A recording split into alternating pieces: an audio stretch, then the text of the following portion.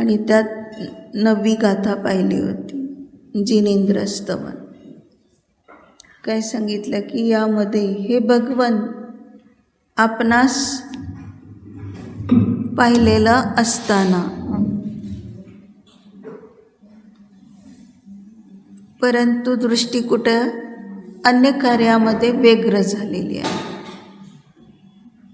आकुल व्याकुल आहे. आकुल व्याकुल होऊन कोणतंही काम होत नाही. दर्शन तर दूरच राहू. म्हणून काय आहे की मला करण्यायोग्य काहीच नाही, फक्त जाणण्यायोग्य आहे. मी फक्त जाणणारा मात्र आहे असं जर समजलं तर आपोआपच काय होत आहे, जन्ममरणाचा क्षय होत आहे, अतींद्रिय आनंदाला प्राप्त होत आहे. म्हणून कुठल्याही ठिकाणी व्यग्रता ही घातकच असते. पेपर लिहिताना सुद्धा व्यग्रता झाली तर काहीच लिहू शकत नाही. केवळ प्रश्नपत्रिका वाचून घेतली ना तर मला एवढं जमेल का हा विचार आला तरी सुद्धा जेवढं काही येत होतं ते सुद्धा विसरून जात.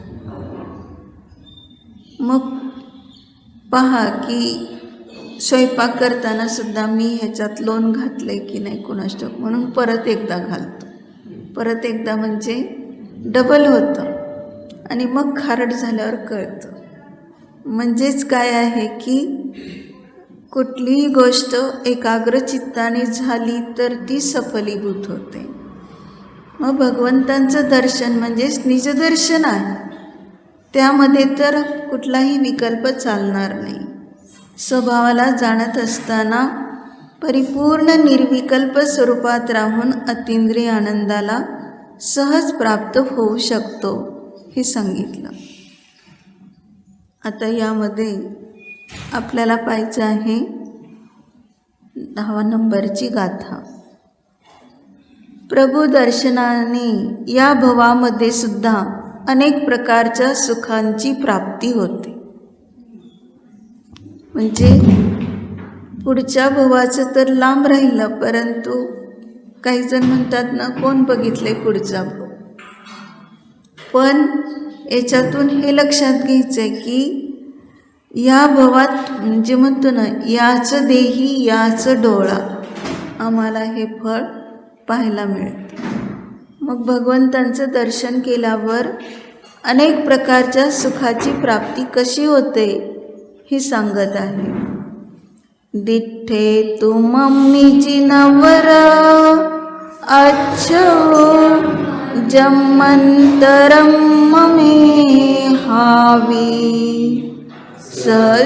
ससासुहिं घडियं दुःखेहिं पलायं दूरम. हे जिनभर हे भगवंता तू मम्मी म्हणजे आपणास दिठ्ठे म्हणजे पाहिलेलं असताना म्हणजे आपलं दर्शन केलेलं असताना अच्छौ जन्मंतरम मम इहावी म्हणजे अन्य जन्माचं तर काय सांगायचं आहे. जन्मंतर म्हणजे अन्य जन्म. अन्य जन्म तर दूरच राहू देत, परंतु इहवी म्हणजे या लोकीसुद्धा आत्तासुद्धा सहसा सुहिं घडियम काय होत आहे, अगदी अचानक लाभ झाल्यासारखा होतं. सहसा म्हणजे सुखाच्या द्वारे एवढं घटित होतं की दुःखेहिं पलाय्यं दूरम दुःख अतिशय दूर पळून जातं. आता यामध्ये व्यवहारनयाने काय सांगितलं, या जन्मासुद्धा आपल्या दर्शनाने मला अनेक प्रकारच्या सुखाची प्राप्ती होते. माझे सगळे पाप नष्ट होतात. हे दर्शनपाठ जे आहे त्यात सगळी सार्थकता आहे. सगळी दर्शनामध्ये ही स्तुती घेतलेली आहे की दर्शनम पापनाशनम असं जे सांगितलं, मोक्ष साधनम, दर्शनम मोक्ष साधनम. यातून आपल्याला आता हे पाहायचं आहे की भगवंतांचं दर्शन केल्यावर आत्ताच ह्या जन्मी अनेक सुखाची प्राप्ती होते असं सांगते. तर ज्या ठिकाणी अनेक सुख हा शब्द येतो त्यावेळेस तिथं समजून घ्यायचं की बाहेरच्या अनुकूल परिस्थितीला म्हटलं जातं अनेक सुख, आणि ते झालं शुभ भावाने. आता शुद्धोपयोग डिठ्ठे काय पाहिलं, आता मी स्वभावात राहिलो, निजदर्शन केलं म्हणजे स्वतःला जाणलं. तर त्यावेळेस अजून हे बाहेरचं सुख प्राप्त व्हायला काही काळ जातो, जरी ह्या जन्मात प्राप्त झालेत. पण ज्या समयात स्वतःला जाणलं त्या समयातच अतींद्रिय आनंद, स्वाधीनतेने प्राप्त होणारा हा अतींद्रिय आनंद. म्हणून निश्चयनयाने माझ्यावरच दृष्टी पडली म्हणजे निजध्रुवाला जाणे. तर ह्या समयातच मी एवढा निराकुल झालो की आता कसल्याच प्रकारची अपेक्षा राहिली नाही. त्याला एक उदाहरण, सत्पात्राला जो दान देतो काय घडतं त्याच्याकडून? वज्रजंगानी श्रीमती त्यांनी सत्पात्राला दान दिलं आणि काय झालेलं होतं, ज्या शयनगृहामध्ये रोज धूप, सुगंधी धूप जाळण्याचा प्रकार होताच, परंतु त्या दिवशी काय झालेलं होतं, खिडक्या दारं बंदच राहिली आणि त्यात त्यांचा श्वास काय झाला, कोंडला गेला आणि त्यातच त्यांचं मरण झालं. पण ते भोगभूमीत गेले. काय सांगितलं, सत्पात्राला दान देणारा भोगभूमीत जातो. मग त्यांचं मरण तर दुरात कोंडून झालेलं आहे, श्वास कोंडून, तरी पण भोगभूमीत गेले, आयुबंद झालेला असेल.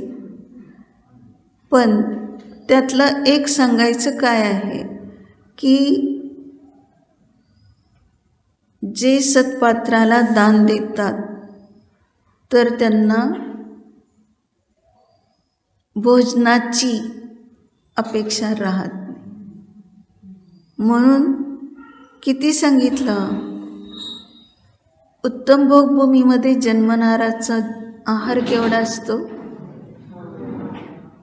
एवढासाच आहार घेतला, तृप्ती फक्त एका दिवसाची नाही, 3 दिवसानंतर परत घेणार.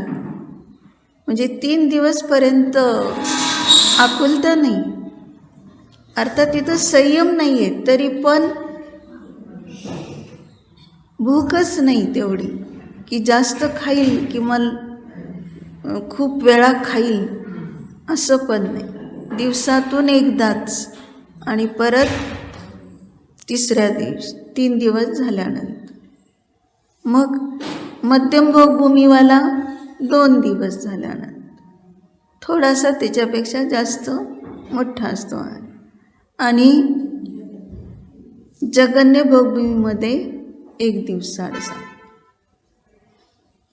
मग याच्यातून लक्षात घ्यायचं, परिणामाची जशी योग्यता असेल त्याप्रमाणे. आता आपल्याला खूप खावं वाटतं सारखं, पंचम काळात तर सांगितलं अन्नावरचा किडा म्हणून सांगितलं, म्हणजे सतत खाल्लं तरी भूक लागते आणि सतत पाणी पिलं तरी तहान भागत. आता त्याचं एक विज्ञान आहे, हे तर आहेच आहे, सत्पात्र दान दिलं नाही म्हणून खाक्या सुटते. दुसरी गोष्ट, जे काही आम्ही चटकमटक खातो त्यावेळेस पोटात आग पडते आणि मग आणखीन जास्त खावं वाटतं, म्हणजे पित्त वाढतं. म्हणजे किती खाल्लं तरी ते खावंच वाटतं, तृप्ती होत नाही. मग सांगितलं काय, तहानसुद्धा केव्हा लागते, जास्तीत जास्त गार पाणी पिल्यानंतर. म्हणजे फ्रीजमधलं अजूनसुद्धा काय केलं जातं, डेरा ठेवतात. थंडीचे दिवस असले तरी डेऱ्यातलं पाणी पितात, कोणी फ्रीजमधलं पाणी पित आहे, कोणी बर्फ टाकून पाणी पित आहे. मग त्याला जास्त तहान लागते, कारण त्याचं तापमान शरीराच्या तापमानापेक्षा जास्त वाढलेलं असतं. त्यामुळं पुन्हा पुन्हा पाणी प्यावंसं वाटतं. म्हणून या ठिकाणी समजून घ्यायचं आहे की जे त्यागी आहार घेतात एकच वेळ दिवसातून, मग त्यांना तहानभूक का नाही लागत. तर त्यामध्ये काय असतं, काही जण तर लोणचा त्याग करूनच असतात. मग लोणचा त्याग केल्यानंतर तहान लागत नाही. जेवढं लोण जास्त असेल तेवढं पाणी जास्त पिलं जातं. क्षार आणि काय होतं त्यामध्ये, म्हणजे पाणी होऊन जातं, शोष पडतो. किंवा तिखट असेल, आंबट असेल, म्हणजे कशा पद्धतीचा आहार असतो त्यांचा. एवढं शुद्धता आहे, परंतु त्यामध्ये सुद्धा कशा पद्धतीने घेतात, त्याग करून का घेतात, अनेक प्रकारचा त्याग असतो, म्हणजे अनेक वस्तूंचा. म्हणजे त्यामध्ये जेवढं घेतात तेवढं ते द्रव्य, शुद्ध द्रव्य ज्ञान ध्यानाला उपयोगी पडलं. आकुलता नाही, कसल्या प्रकारचं शरीरामध्ये पुन्हा काही बिघाड होण्याच्या योग्य काहीच नाही, की जेणेकरून पूर्ण लक्ष त्यांचं ज्ञान ध्यानात, रत्नत्रयात राहतं. मग अशा प्रकाराने जर त्या शुद्ध भोजन कोणाला दिलं, जे चटकमटक खाणार आहेत, ते म्हणतात काहीच नाही ह्याच्यात, कसं खायचं मग वरून काय टाकून खातात, अजून तेलाची फोडणी देतात, भरपूर तेल घालून, आणखीन भरपूर त्यात मसाला घालून, झालं. मग कसं काय ते शुद्ध भोजन राहील. म्हणजे अशा पद्धतीने भोजन करून पहा, एक दिवस काहीसुद्धा आकुलता होणार नाही, संध्याकाळी जेवावंसुद्धा वाटणार नाही. म्हणजे एवढा परिणाम आहे त्याच्यामध्ये. म्हणून आम्हाला हे समजणं अत्यंत आवश्यक आहे की विज्ञान कशासाठी सांगितलं, की जर तुमच्यावर दृष्टी दिली तर मला ह्या भवातच एवढं सुख प्राप्त होतं. पण आम्ही म्हणतो किती वेळा दर्शन करतो आम्ही दिवसातून, जवळ मंदिर आहे, खूप वेळा करतो, पण या भवात आम्हाला असं काही वाटतच नाही काय मिळालं आहे. अरे परिणामाकडे पहा, दर्शन कसं केलं ह्याला महत्त्व आहे. आता वादिराज मुनींचीच गोष्ट पाहिली, एकीभाव स्तोत्राची रचना करणारी.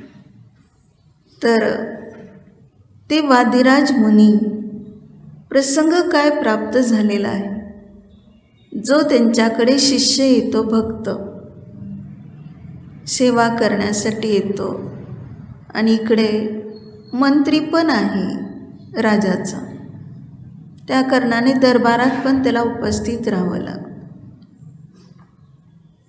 एक दिवस असा प्रश्न आहे दरबारामध्ये की जे मुनी असतात त्यांच्या शरीरात रोग होतो.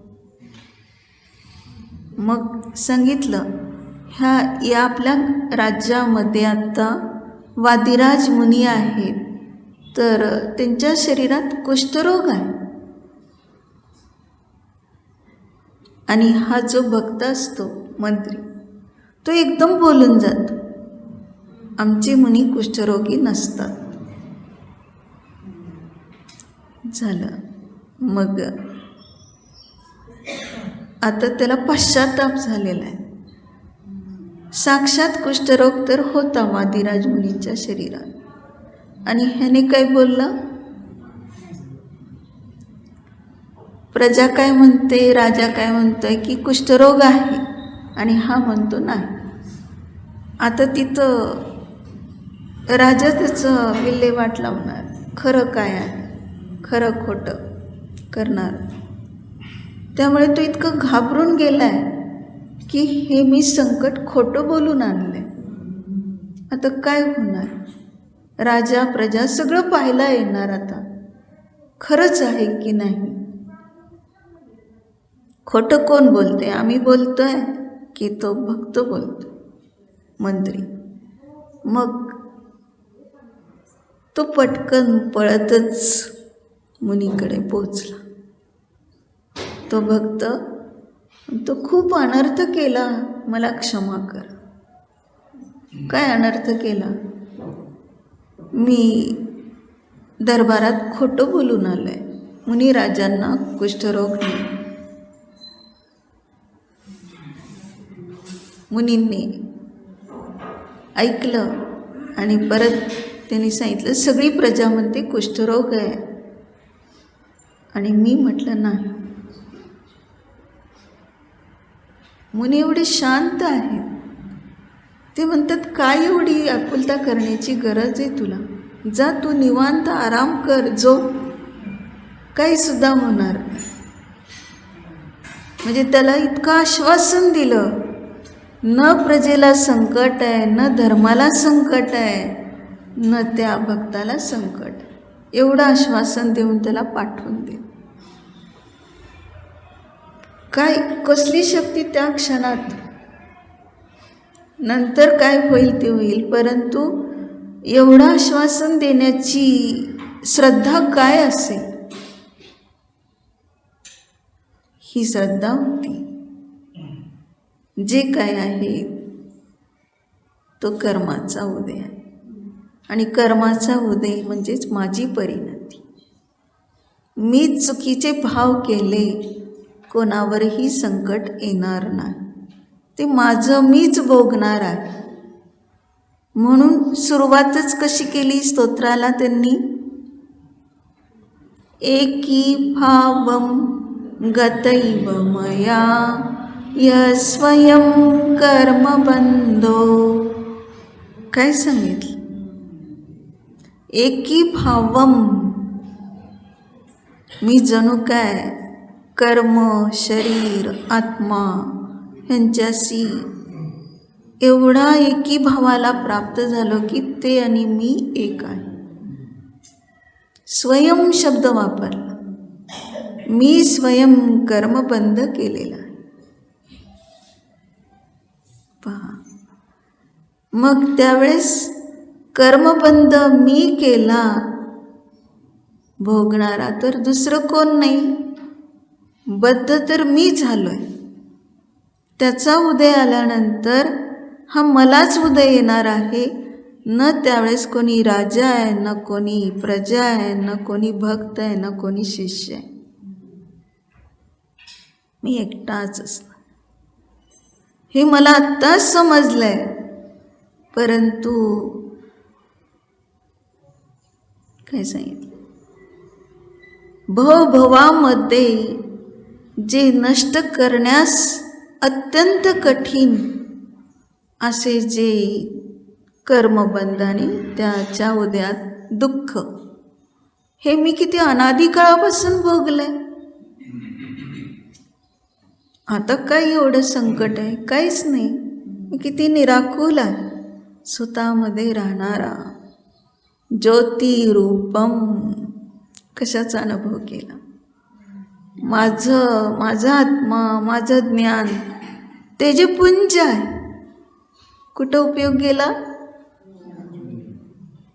दुरित निवहम, जो दुरित म्हणजे पाप, निवह म्हणजे समूह, त्या पापाचा समूह ह्या ज्योतीच्या पुढे राहू शकत.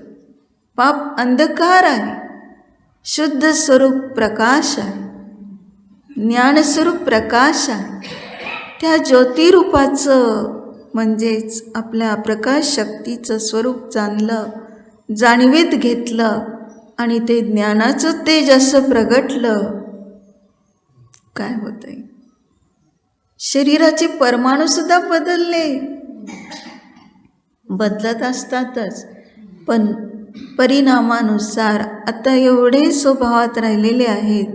विकल्प आला की स्तोत्र, म्हणून त्याचं नाव दिलं एकीभाव स्तोत्र. एकनिष्ठ स्वभावात राहण्यासाठी हा जो केलेला प्रयत्न आणि बाकी सर्वाविषयी कुठेही एकीभाव. कोणी समोर काही दिसत नाही, फक्त एक निजध्रुव कारण परमा. मग म्हटलं पृथ्वी चक्रम कनकमयताम देवनिन्ने त्वयेदम.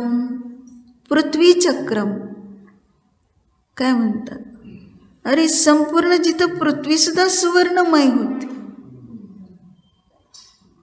आणि हे शरीर ह्यात राहणारा चेतन कारण परमात्मा आणि त्यामध्ये निवास आहे सर्वज्ञ वीतराग भगवंतांचा.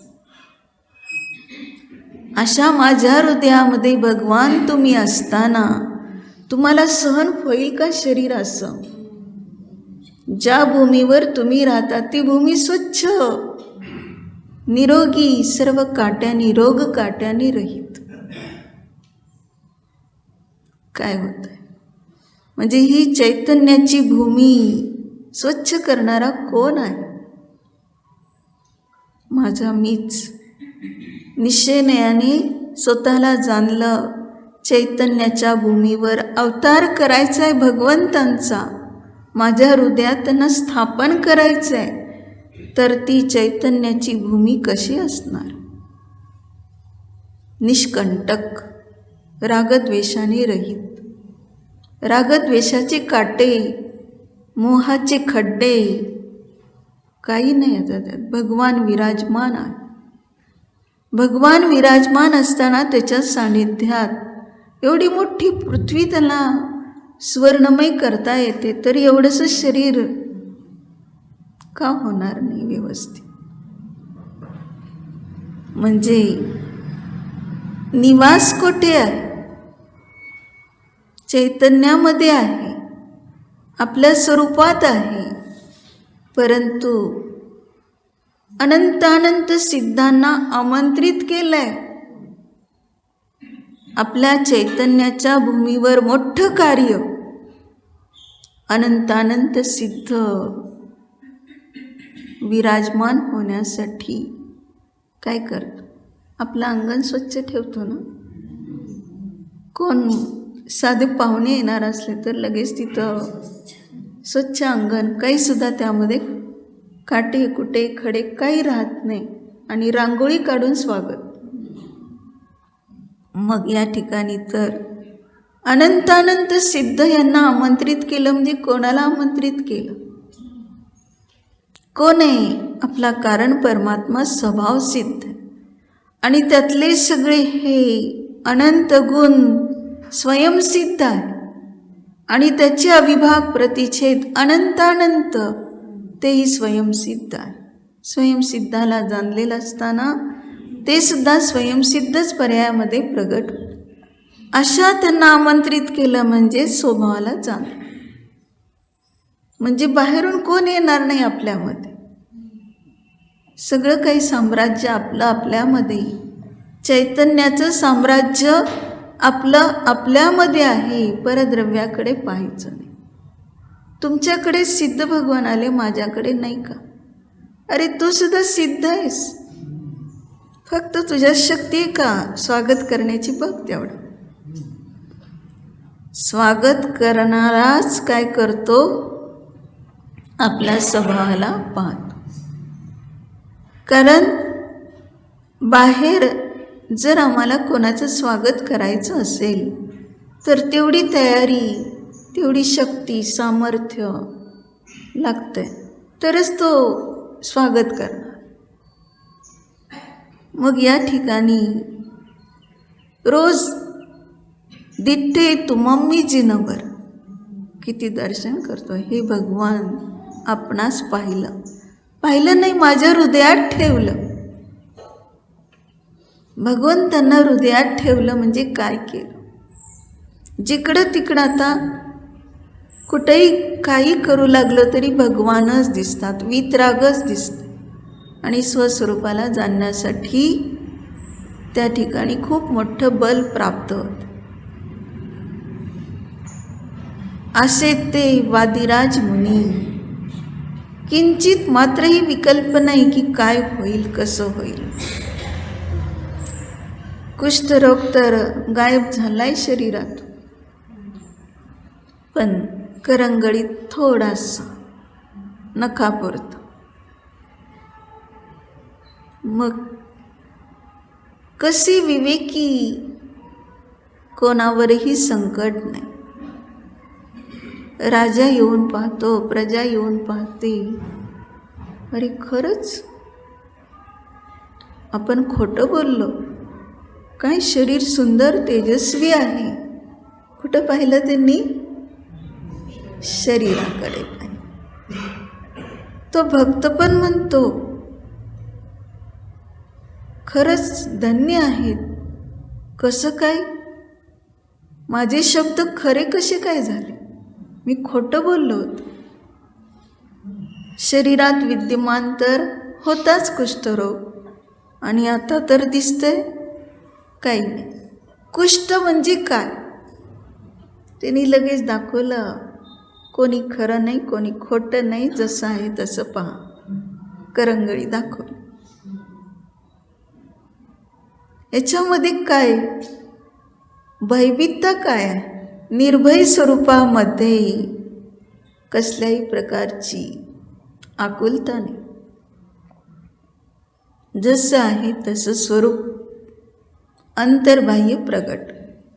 मग या ठिकाणी वास्तविक रूपाने काय आहे हे स्वरूप? प्रभावना कोणती झाली?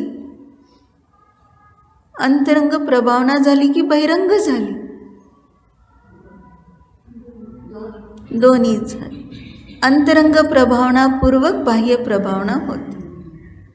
अंतरंगच परिणत नसेल तर काय कर? म्हणजे सांगितलं सहसा कोणती निधी प्राप्त झाली या जन्मामध्ये सुद्धा,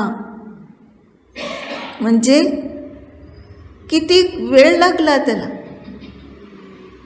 काय केलं? जो ह्याच्या विरुद्ध लगेच लक्षात घ्यायचं. मी त्यांना पाहिलंच नाही, ते काही घडलंच नाही, असा म्हणणारा एक मंत्री होता दुसऱ्या राजाचा.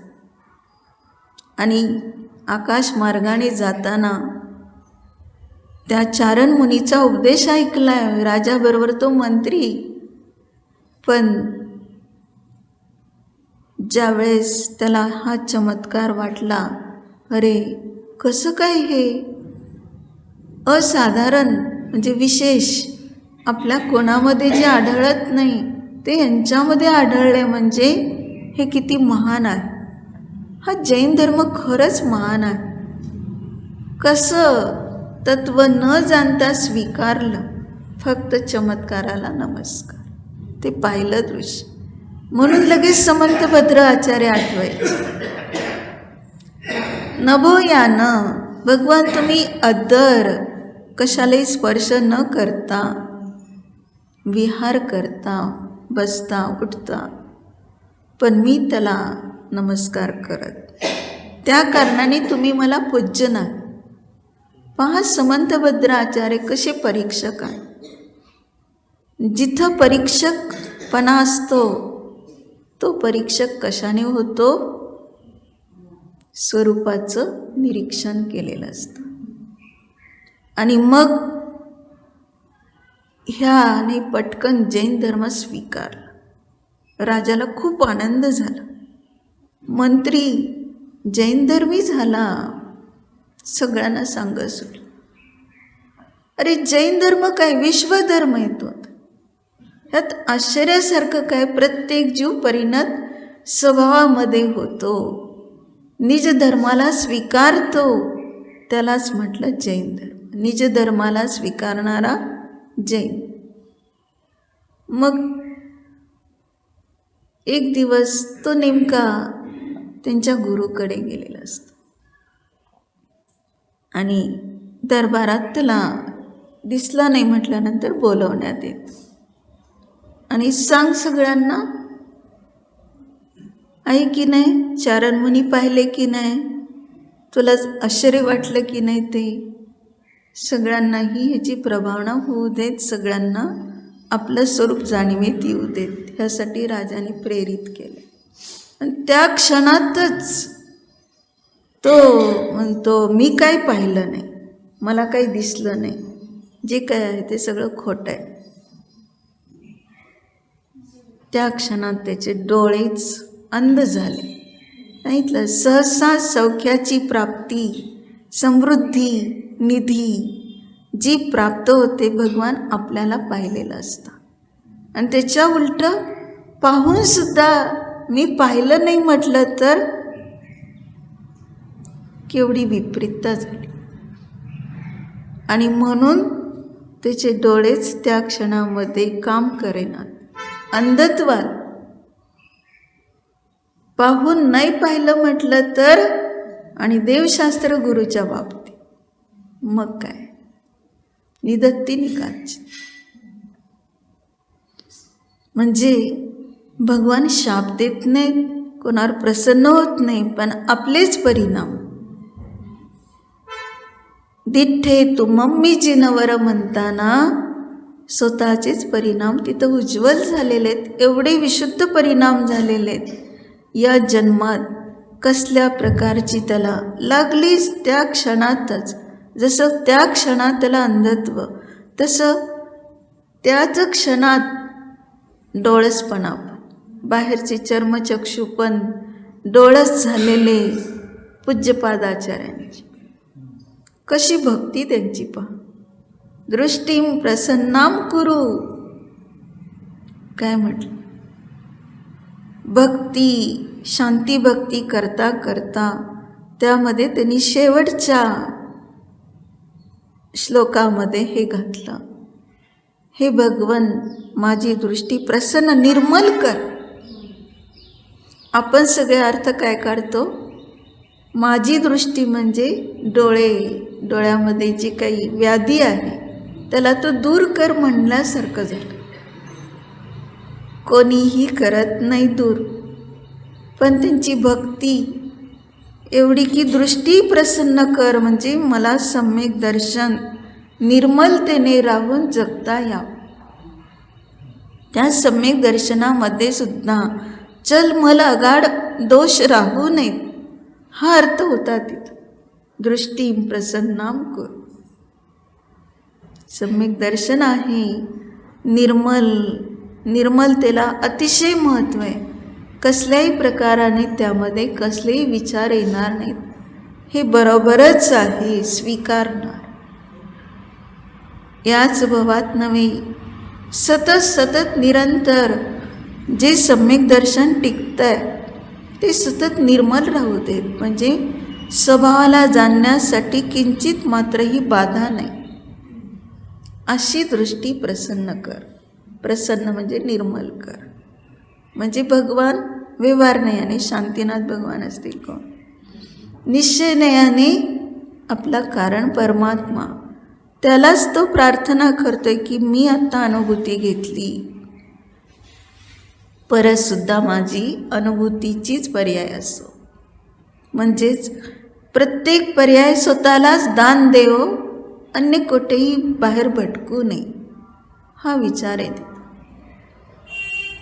म्हणून याच्यातून लक्षात घ्यायचं आहे की आम्ही भगवंतांना काही मागायला जात नाही, पण मिळत राहतंय. का मिळत राहतंय? आम्ही तर त्याला सगळं सोडून पळतोय, पण ते आमच्या मागच लागलं. कोण मागं लागले? हे सगळं जड वैभव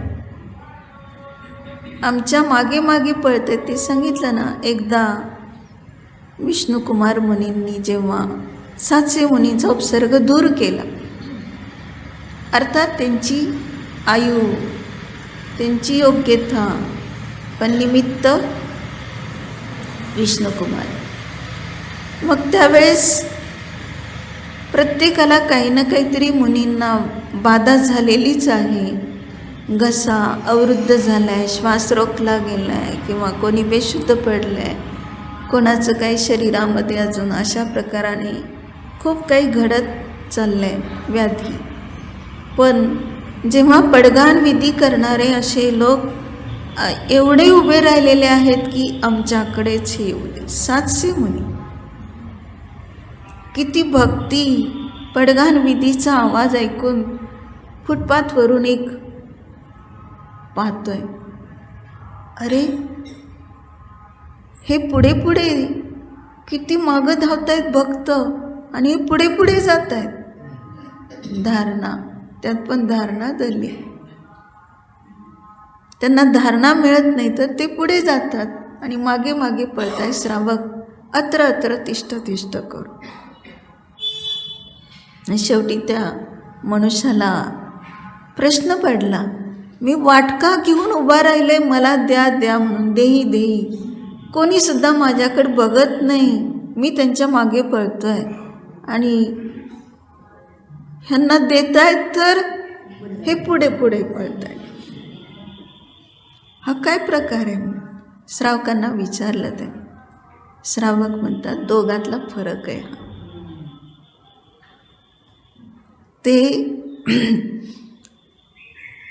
ते अन्नाच्या मागे लागले नाहीत, अन्न त्यांच्या मागे लागले. आणि तुम्ही अन्नाच्या मागे लागलेला आहात म्हणून अन्न तुमच्या पुढे पळतं, मिळत नाही. म्हणजे लक्षात घ्यायचे, अपेक्षा केल्यानंतर काही मिळणार. निरपेक्ष बुद्धीने सहज कशी योग्यता प्रगट होते हे समजण्यासारखं. म्हणून सांगितलं, एवढं भगवंतांचं दर्शन इतकं महत्त्वपूर्ण आहे. दिठ्ठे तुमम्मी जिनवर म्हणताना त्यात केवढा अर्थ भरलेला आहे. दर्शन करतो रोज, पण कोणाचं करतो? उठल्याबरोबर म्हणतो, आज चैत्र शुक्ल प्रतिपदा. लोक रूढीने काय करतात, डोळे झाकून पहिल्यांदा इकडं तिकडं न बघता भगवंताकडे पाहायला जातात. भगवंतांना मला पहिल्यांदा भगवान पाहायचे. हा दिवस जर भगवंतांना पाहिला तर माझं पूर्ण वर्ष चांगलं झालं, अशी भावना असते. पण आम्ही रोज दर्शन उठल्या उठल्या कशाचं करतो?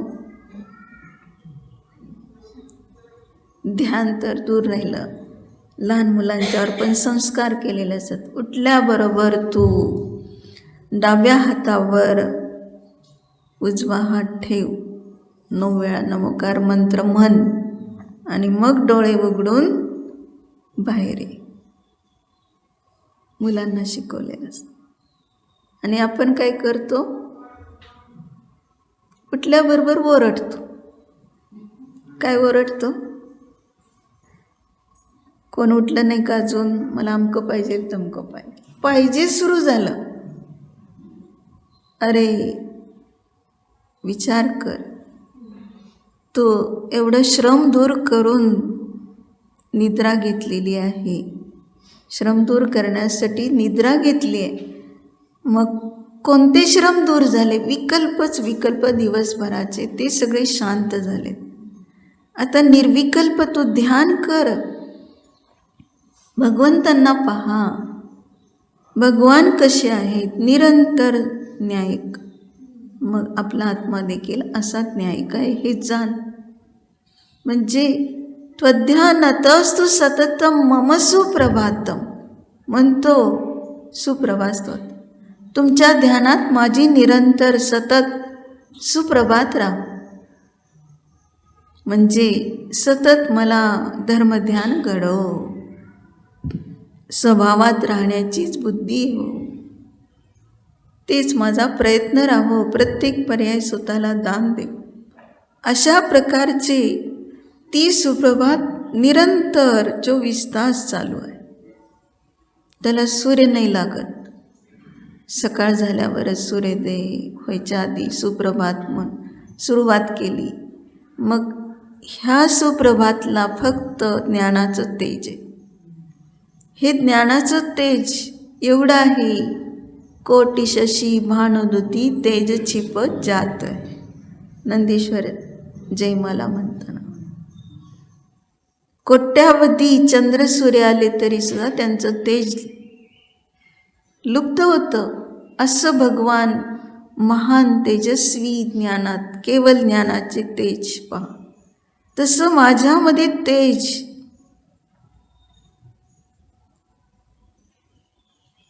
असं तेज असताना मला कशाची गरज आहे? कुठल्याही अंधारात, अज्ञान अंधकाराचाच पडणार नाही, क्रोधांधकारामध्ये जाणार नाही. किती प्रकारचे अंधत्व आहेत. क्रोधाचा अंधत्व, विभावांचं अंधत्व, मिथ्यात्वाचं अंधत्व, ह्या सगळ्यामध्ये मी चाचपडत राहणार नाही. आता फक्त प्रकाश शक्तीमध्ये मी न्हाऊन निघाल. ही शक्ती माझ्याजवळ अनादी काळापासून असताना मी उपेक्षा केली. आता फक्त स्वभावातच राहून माझ्या ज्ञानस्वरूपाचं मी वेदन कर. बाकी मला कशाचंही वेदन आवश्यक नाही.